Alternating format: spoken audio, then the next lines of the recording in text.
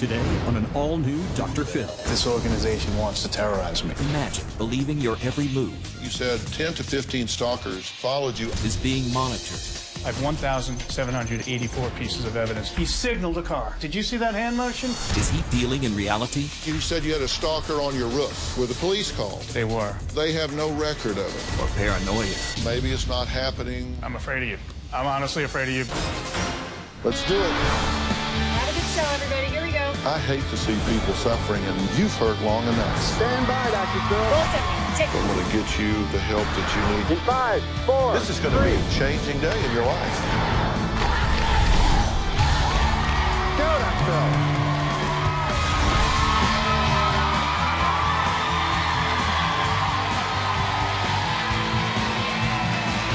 How you doing? Hello? How you doing, guys? Okay, I want you to imagine something for me. I want you to imagine waking up every day feeling like you're being watched, followed, your every move monitored. Think about that for a minute. You question everything in your life and every person you meet. Well, that is exactly what life has been like for my first guest for the past 4 years. He thinks there is an organized group of stalkers conspiring to ruin his life. Take a look. I've been a successful attorney. I started one of the first cyber cafes in the country. After I worked for the San Diego Padres, I started my own nonprofit. It would appear on the surface that I'm a really successful guy that has it all together. But the last 4 years of my life have been nothing more than hell. I feel like I've been practically raped every single day of the year. I'm being stalked by a technologically advanced organization. At one time or another, and sometimes altogether, every single device I have owned, whether it be computers, cell phones, car GPS, has been compromised, hacked, and really taken on a life of their own. It is so hard for me to tell people about this because I know it sounds crazy, but it is so real. There have been instances where I have been recorded, both on video and audio, where things have been repeated to me that people could not possibly know unless I was being recorded. I have tried getting different types of firewall, different types of computer protection, antivirus programs, different types of routers. I'm on my 7th computer. I've probably purchased 25 cell phones. I've spent easily over $20,000 in the past year. It doesn't matter. They're going to hack it. There's no escaping these people. Why are they doing this to me? Are they trying to embarrass me, humiliate me, terrorize me, ruin my life? Just the fact that I don't know what they want is enough to drive me crazy. So who would want to do such a thing? And more importantly, why? What's their end game? Well, Matt says he has a pretty good idea. There's no question in my mind that there is a $60 million technologically advanced corporation out there that has nothing better to do with their millions and millions of dollars than to toy with people's lives. For lack of a better term, I've actually referred to the people stalking me as the organization. You would never know that these people following me as stalkers. They just blend right into the crowd. I will go to a restaurant and it will suddenly become filled with the people following me. It makes it really hard for me to eat. As recently as a few weeks ago, I went to the supermarket and it became pretty obvious I was being followed because as I walked down each aisle, people would stop their cart, look at me, and text. I know they're alerting others as to my whereabouts. I received a text from a woman who actually thought I was another member of the organization that she was texting. It says, "Hi David, it's Jenna from the org. How are you?" And I responded, trying to catch who she is. "Hey, I'm good. What project are you on?" She responded, "No project," with a question mark. "I'm just saying hello." I said, "Cool, cool. What's the exact name of the organization?" "Just verifying." At which time, I basically got no response. I know that several people I've dated, my last 2 roommates, and my neighbors were involved in this organization. One of the ways that I know that everything is fresh and accurate at all times is because I write every single thing that happens down right after it happens. On 3/10/2013, he was clearly at the drugstore because I saw him answer his phone. I think he was there spying on me for the organization. How else did he know I was going to be there? I don't believe I'm the only one being stalked. I think we're all part of a major game, like the Hunger Games. We're being tracked by a lot of computer geeks around the world. There has to be an end goal. I just don't know what it is yet. Well, I'm glad to meet you. Thank you. Pleasure meeting you too, sir. And tell me why you wanted to be here today. What's the end game for this, in your view? I'm asking for nothing more than an open investigation. All right. And you know that I approach this from a different point of view in that I am a mental health professional. I do. Is that good or bad? I think in this case, I have like a little game I play, and you know, like rock, paper, scissors. I play a game called Evidence, Substance Abuse, Mental Health, and evidence wins. Let's agree on that. Okay, thank you. Let's agree that evidence wins. Okay, I appreciate that. Now, Matt says that he's even caught some of the stalkers actually on tape. And you said evidence trumps, so let's take a look at this. Yeah.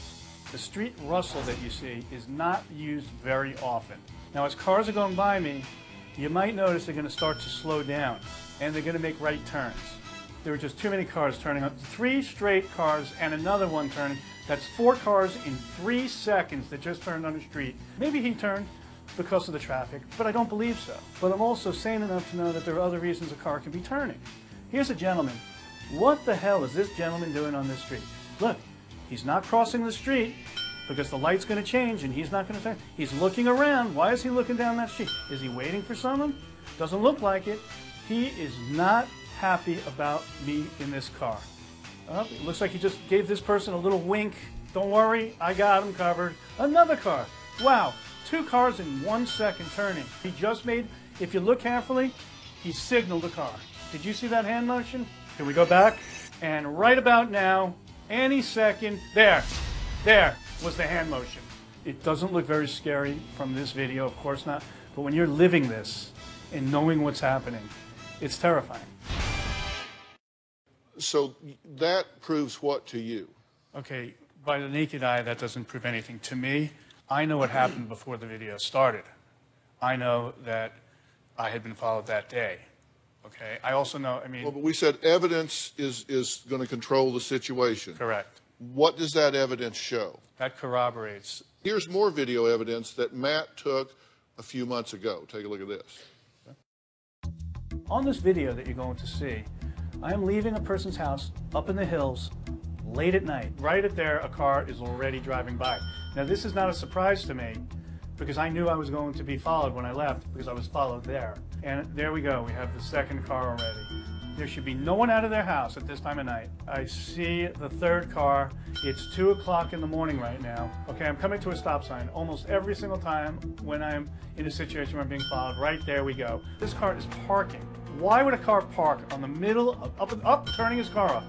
4 cars in a 1-minute drive. I'm almost down the hill. Up, another car's lights went on. That's 5 cars we counted in 2 minutes. We're winding down. Look at that. 2 o'clock in the morning and there's 2 people sitting beside their car. It happens every single time I'm being followed. Ask yourself how many times that happens to you.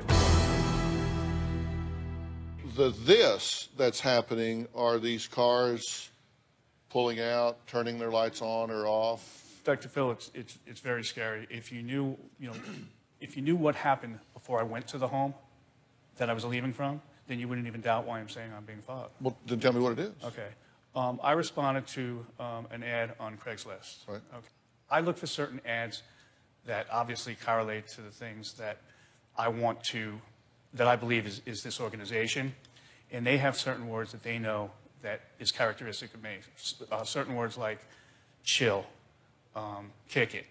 I know that they're like setting up bait for me when they're using words like that. It sounds crazy, but I do a search in the Los Angeles city on Craigslist, and then I do a search in a different city, and I count how many ads have those words in it. And the answer is 0 in, like, let's say Boston, but you'll see 25 in Los Angeles, which is mean that they're just setting up for bait for me. Let me tell you, the nomenclature of LA versus the nomenclature of Boston, there are differences in language between what's used there and what's used here. Sure. You live in this area, you use those words, and other people use those words. And I really was curious when you said, look at these cars pulling out and lights turning on. I've got to tell you, that seems to me to be absolutely non-indicative of conspiratorial behavior. I was hoping you weren't going to start to show off in this way, because if you put everything in perspective to the other hard evidence, people wouldn't find what I'm showing to be Well, but surreal. you don't get to tell me what I get to ask. Absolutely not. We're going to look at the rest of the evidence. Okay. Does Matt's oldest friend believe him? What does he have to say? And later, Matt requested a mental evaluation. Will he be open to the results? We're going to find all of that out when we come back.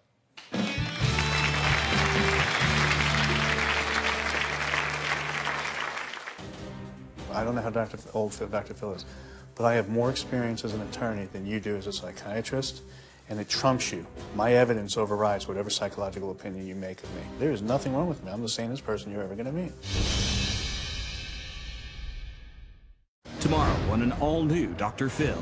Did this out-of-control teen try to poison her family? I wasn't trying to kill them. You poured floor cleaner in their soda. With a home life in chaos. Danielle drinks, but you say all 15-year-olds drink. They do. No, they don't! It's time to take drastic action. I've decided to do something that I've never done before on this show. America's most watched talk show. That's tomorrow.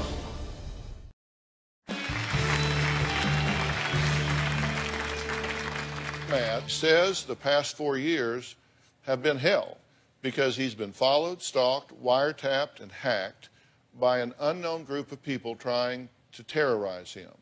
But one of his oldest friends says, let me tell you something, Matt is too smart to be crazy. His term. Take a look. I have known Matt for 25 years. I have never known Matt to be delusional or paranoid. A crazy person doesn't preface what they're going to say by saying, it may sound crazy, but Matt says, I know this sounds crazy, and he's very specific about what's been happening, so it doesn't make sense that he's crazy. One time, Matt said somebody was up on the roof and he heard footsteps, and that the person fell off the roof. Listen, I don't know what the guy was doing on my roof. He could have been installing some kind of listening devices. I just don't know. There was never a time when I thought he was making these things up. Because he's honest, he's straightforward, he's loyal, and he's very smart. So it's not inconceivable that somebody that Matt met is somehow following him on the internet. All right, joining us on Polycom is Matt's longtime friend, Rick. Rick, thank you so much for joining us. Thanks for having us, Dr. Phil. So what do you think about this? You're in his world. You're out there with him. You know him. I'm here because I want to be supportive of him, number one, and because I suspect that whatever is happening to him probably is happening to other people. It's also in the audience is Paul. He's another good friend of Matt who says that he certainly believes in Matt. So, Paul, tell me what you're thinking here is based on what you know and what you're hearing unfold as we go along here. Sure. I do believe what he's saying. Yes. Okay. I do believe it. So you believe it, and your other friend believes this. So you've got some support people in your world that say, you know, he's just not making all of this up. You know, we asked you what you thought was behind it. You said there were 7 possibilities, and you didn't want to be too specific because you don't want to slander anybody, of course, and we're careful not to do that. You said it could be the mafia, could be Scientologist, could be a billionaire ex-relationship, veteran support organization, a friend that you threatened to sue, a bail bondsman, or drug dealers or clients. Out of the 7, what would be your most likely? Well, I would say the most likely, I don't believe it's any of them, okay? I've just put that in to show people that there is a realistic possibility that this is happening. I have my own conclusions, and well, you said it on the at the beginning of the show. I believe it's a game, kind of like the Hunger Games, right, by a lot of cyber geeks all around in the world, and I don't know what the end game is for them, but I believe that's the only way I can come up with a conclusion as to how they can afford to do this. Okay. Well, you had some very specific examples of being stalked. Like you said, you had 10 to 15 stalkers followed you into a grocery store and actually followed you aisle to aisle. We got a hold of the security tape for that grocery store when you were there. And let's take a look at that. This is you in the circle. Okay. I'm looking in this aisle, then the second picture from the left in the top. Third picture, there's not anybody in that aisle. Fourth picture, fifth, sixth, seventh. We had an investigator look at this entire tape, and trust me, these are very representative of what was on the entire tape there. And we didn't see anything on the tape that looked out of the ordinary. We took very representative stills here, and I don't think there's 10 or 15 customers in the entire store.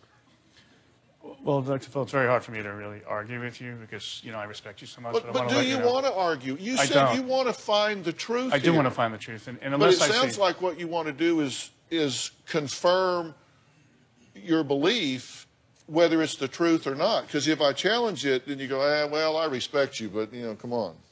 I do respect you, but I haven't seen the tape myself, and I know there were a number of other people in there, and, you know... Well, there certainly weren't. Okay. There's not evidence there of 10 or 15 people that seem to be attending to you in some way. Well, you know, there's not one picture there of me walking by really anybody, and to think that I walked up. Well, and no, down that's true. No, look at number 2, second on the left. That's one. You're walking past the person there. What happened five seconds before that? Well, look at third from the left on the bottom. There's a person going by there. Okay. You look at bottom left. There's a person walking by there in the bottom right hand of the screen, and there's 2 people right by you on your right that appear to be looking into the poolers or whatever. There are people in those pictures around you. Okay. You know, there's a legal term called declarations of against interest, and I don't think I would subject myself to this if I didn't truly believe this was happening. I know you're going to say, well, I know you might believe it, but it's not happening. I didn't say it wasn't happening. I'm just looking at the evidence. Okay. Well, you said, for example, one of the things you said is that they have hacked into all your electronics, correct? Right. And you provided those to us. Right. And we took them to a forensic lab. Right. And had them examined. Correct. And what does the expert say? Well, I've got to take a break, and then I'm going to get that interpreted to you.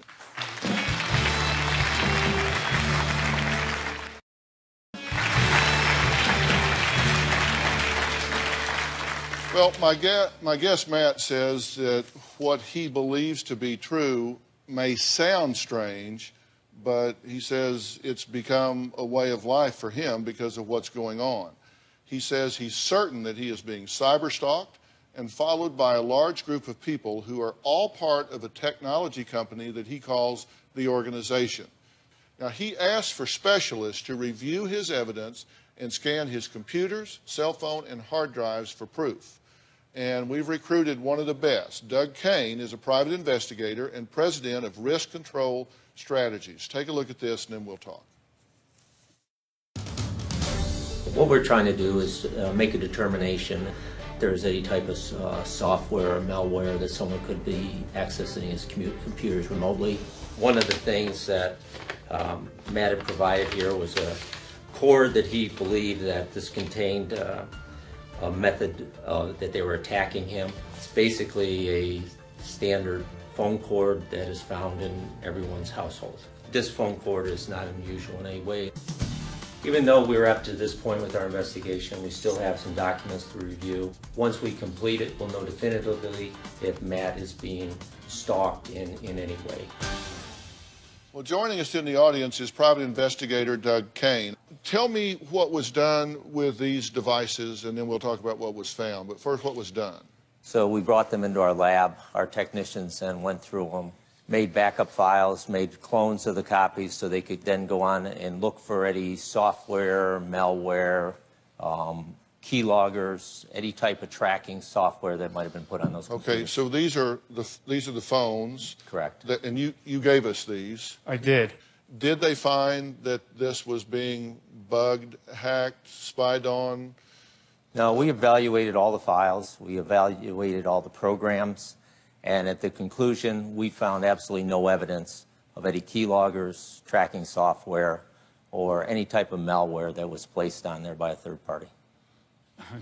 You know, you're a computer, expert, and I'm gonna, and you're still not explaining to me how 20 computer files all have a virus marked with the same, name referring to this company.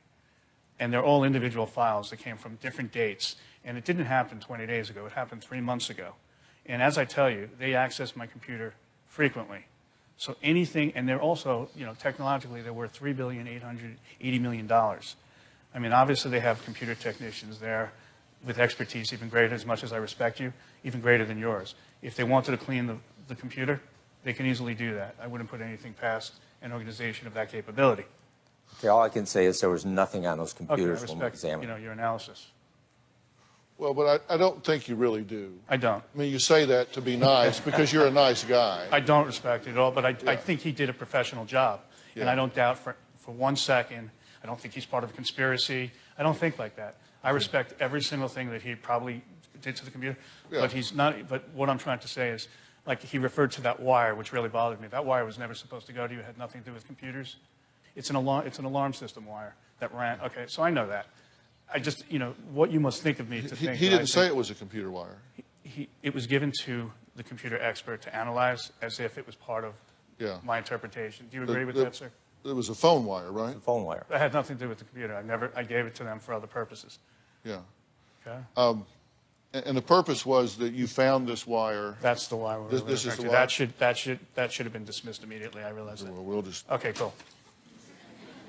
This wire ran throughout my attic, and it was not there when I moved in.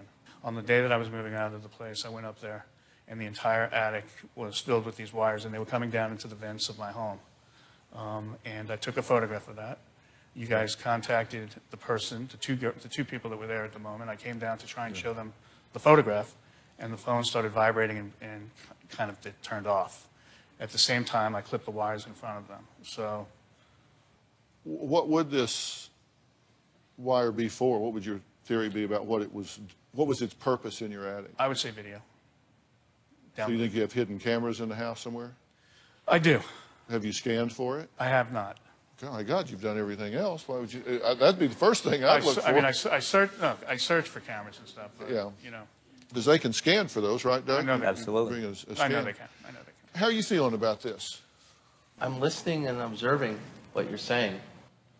And, you know, I'm really trying to understand the conversation here.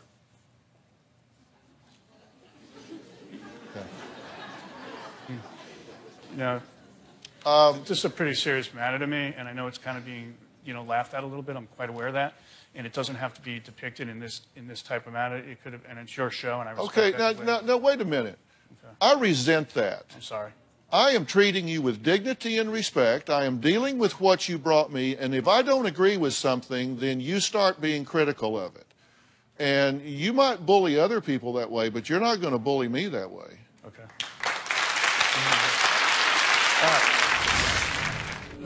You said you had a stalker on your roof.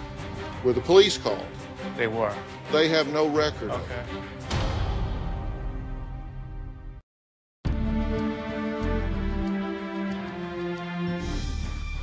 In 2009, you said you had a stalker on your roof. Did you tell us that? I did. Did you tell us that the person fell off the roof? I did. Were the police called? They were. And they came out, and you were surprised that when people came out, neighbors came out, they were all dressed in the middle of the night. Correct. And you thought it was really odd that people would already be dressed in the middle of the night. Correct. And you want to talk about evidence, so we contacted that police department. We had them search their records, not just from 2009, but all the way back to 2003. Correct. Okay, and here's what they said. They said, we can find nothing in our current records reflecting an incident with Matt finding a subject on his roof and assisting our department with an arrest. Our checks went back from 2003 to present. There was no record found concerning such an incident after checking the provided name, address, and the possible date of occurrence of 3909. I'm aware of that. So they have no record. Okay. Did you tell us that happened? I absolutely told you that happened. And that is the police department. Yes. And they say they've got no record of it happening. I'm shocked. Okay. You know, again, I'm too sane to go into some kind of conspiracy theory, but I do know that I specifically, at least 7 days ago, or 5 days ago, asked your staff when we couldn't find the records, because I was part of the process of trying to find that record. Right. Okay. And I asked your staff to just please have a PI go over and speak to the next door neighbor to confirm that that did happen. Yeah. So. But it's like, check my computer. Well, you didn't find something, you didn't know how to check it. If we go get video of the grocery store, well, you didn't look at all of it. We actually go get you physical evidence because I'm trying to help you. Sure. And what you do is poo-poo it and then insult the process because you say, I'm not a conspiracy theorist, although you have a theory that there is a conspiracy of hundreds of people from this giant organization that are trying to harass you for reasons you don't understand. And you have examples of people turning on their car lights or turning off their car lights. You had a cell phone that doesn't have internet service, and then all of a sudden it does have internet service when you don't have an internet cell service plan. And you said you talked to some woman who said, I don't know how that happened because we didn't do that. Well, we tracked that person down. Which person? This woman that you talked to at the phone company. Okay. And here I got a statement from her. I, Andrea, was a representative that assisted Matthew with his Pantech P7040 phone. He stated that there was no access of data on his account. I verified there was no access of data on his account, but his phone had signs of the device being on the internet, although he had no access to the internet. The phone was compromised. Due to the issue, I exchanged the phone to the same make and model. That's exactly right. Yeah. You know what I find interesting about that? What? It's when we find something that confirms an event, you go, exactly right. Right. Well, you find something that doesn't confirm it, you go, oh, well, with all due respect. You question the validity and reliability of the search. I'm just more disappointed, and if that came across as criticism, I apologize. Yeah. But, you know, it is disappointing to see some of those findings. We've got to take a break. Matt may be the first guest to ever request a drug test and a mental examination before the show. Well, he requested it, and again, we did our best to comply. We'll get the results of both when we come back.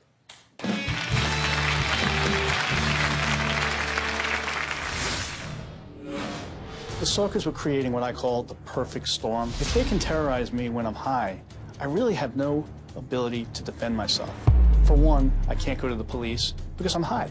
I don't want to be arrested. I can't go to friends and seek help because they'll know I'm high and they won't believe me. And I said, you know, this must be happening only when I'm high. Tomorrow on an all-new Dr. Phil, did this out-of-control teen try to poison her family? I wasn't trying to kill them. You poured floor cleaner in their soda. I just wanted her to know that I did not want her around me anymore. That's tomorrow.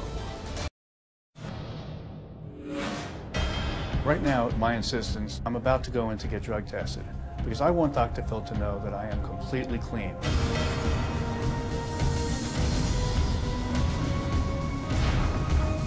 Okay, I just finished with my drug test. I'm waiting for the results, and I think everything went great. My guest, Matt, says that he's reached out to the police and the FBI for help to prove a multi-million-dollar tech company is using every means necessary to monitor his every move and ruin his life. He says it's a kind of a game, is his best theory, but he admits he doesn't know. He says that it's difficult to get people sometimes to take him seriously. I think he's wondering if I'm taking him seriously, but I certainly am weighing everything as carefully as I can. Matt also told us about his past history with drug abuse, specifically methamphetamines. Now, he says that he's clean right now, but he's convinced the organization has motives for getting him to use again. Take a look. I started using crystal meth about 10 years ago. I've been clean for the past 6 months, but I definitely noticed that there was a parallel between my using crystal meth and crazy things starting to happen. The stalkers were creating what I call the perfect storm. If they can terrorize me when I'm high, I really have no ability to defend myself. For one, I can't go to the police because I'm high. I don't want to be arrested. I can't go to friends and seek help because they'll know I'm high and they won't believe me. And I said, you know, this must be happening only when I'm high. And that made me continue to get high. I know that everyone's going to say, oh, he's just looking for another excuse to get high. But I was really going undercover in my own life. I stayed high maybe 3 or 4 months straight. And I figured out maybe it's not that I'm high, it's just that they think I'm high. So I started calling up dealers, and I would pretend buy the drugs, go into the bathroom like I'm hiding the drugs on my body, and then flush them down the toilet. So I would come out, and everybody in the world that was involved thought I was high, but I wasn't. I was undercover. So I'd walk out of the house, and I'd still start seeing cars stalking me. This is because this is what is happening. It was the full proof I needed to know, not only am I sane, but there's a pattern. Okay, so in your reasoning and logic, the sentence, this happens more when I'm high. Right. Does that suggest any, not correlation, but cause and effect between your perception of what's happening and the use of mind-altering drugs? 100%. I mean, you're absolutely right. That's how come I stopped using. And it's been 6 months. And this continued to occur after I would leave a dealer's house or go to a dealer's house. The exact same things were occurring. I wasn't using. That's why I wanted to be drug tested. It's been 6 months. Okay, well, okay, I put together a graphic because especially when I practiced, I did a lot of work on brain and central nervous system. These are the long-term effects of methamphetamines. They may include addiction, of course, psychosis including paranoia, hallucinations, repetitive motor activities, changes in brain structure and function, deficits in thinking and motor skills, increased distractibility, memory loss, aggressive or violent behavior, mood disturbances, severe dental problems, and weight loss. Correct.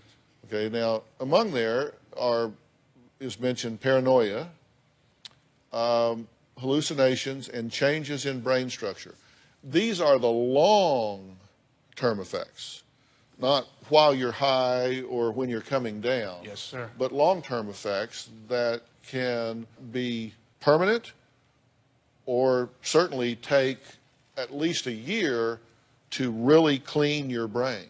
Absolutely. So is there a possibility that the use of these drugs extensively at times, as recently as 6 months ago, could have altered your thinking and reasoning to the point that you're interpreting things differently than what they might actually be? Well, is that an alternative explanation? It's absolutely an alternative explanation. I certainly can't argue with that. We know that people on meth have a tendency to become very paranoid while they're using it. Short-term effects, not long-term effects, but short-term effects. We know that it can stick with you for a period of time. What I'm asking is it a possible alternative that while you were high, you perceived you were being stalked because of the way the drugs affect you and make you hypervigilant? I'm a logical guy, so I'm going to say that it could be perceived as a logical explanation, but it could also be the perfect time to stalk me. If there was a schizophrenic person and he reported that he was being stalked, you probably wouldn't believe him because he's schizophrenic. So I've always said the hardest thing in the world to treat is a paranoid that really does have somebody after them. Right. I mean, it is like, right. I mean, by the way, I didn't talk about the drug results. We did a drug test, and your drug test came back negative for all substances. So you. Thank you. Yes, we'll be right back.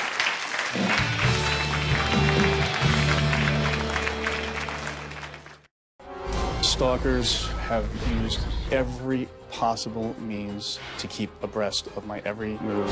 My father's 85 years old and has a really hard time believing this, and that really hurts. It is so important to me that I vindicate myself so my father can go to his grave believing that his son is sane. If you're going to be in the Los Angeles area and you would like free tickets, go to drphil.com and click on Be in the Audience. Because we have a lot of fun here, don't we? Or you can call 323-461-PHIL. Matt says he is willing to take any test to prove his sanity because he's tired of people not taking his stalking claims seriously. Matt requested a mental evaluation, so I sent him to see Dr. Charles Sophie, a very noted and respected psychiatrist here in the Los Angeles area. Take a look. Matt, thank you for coming. Pleasure to have me here. Thank you very much. Do you think you need help? I need help for what I've been through for the last 4 years. I'm being stalked and terrorized and harassed and cyberbullied. Wow. I would say I have 2,000 different evidence, and I would say that I'm only right about 70% of them. You sleep okay? I tend to rehash things in my mind so I don't forget them. One of the reasons I journal a lot and write things down is because as soon as I do that, I stop thinking about them. And you have anxiety? I don't. But you're anxious. I'm anxious for 4 years where I'm running. So if you think I can turn off the anxiousness, if I'm right and this is happening and you guys don't support me, you're giving satisfaction and achieving the goal that this organization wants, which is to terrorize me. If we go through something and there's evidence and it's found to not really be, then you have to be open to the other option. Okay, except for the fact that I'm also an attorney of 25 years. I don't know how old Dr. Phil is, but I have more experience as an attorney than you do as a psychiatrist, and it trumps you. My evidence overrides whatever psychological opinion you make of me. There is nothing wrong with me. I'm the sanest person you're ever going to meet. Well, Dr. Charles Sophie is board certified in adult, child, and adolescent psychiatry, as well as family practice. He is the medical director for the County of Los Angeles Department of Child and Family Services. He's the author of Side by Side, the revolutionary mother-daughter program for conflict-free communication. And is one of the people in this profession that I have a great respect for. So please welcome Dr. Charles Sophie. Let's come on up. Dr. Sophie, good to see you. Good to see you. Take my chair because I'm going to do some stuff over here in just a minute. So you think because you've been a lawyer longer than he's been a psychiatrist that you trump him even though you're in his field. So I've been doing this longer than you've been doing that. So if I come to the courtroom, do I tell you to sit down? I'm going to take over here because I've been doing my job longer than you've been doing your job? That doesn't sound rational. Not at all. Take it back. I take it back. All right.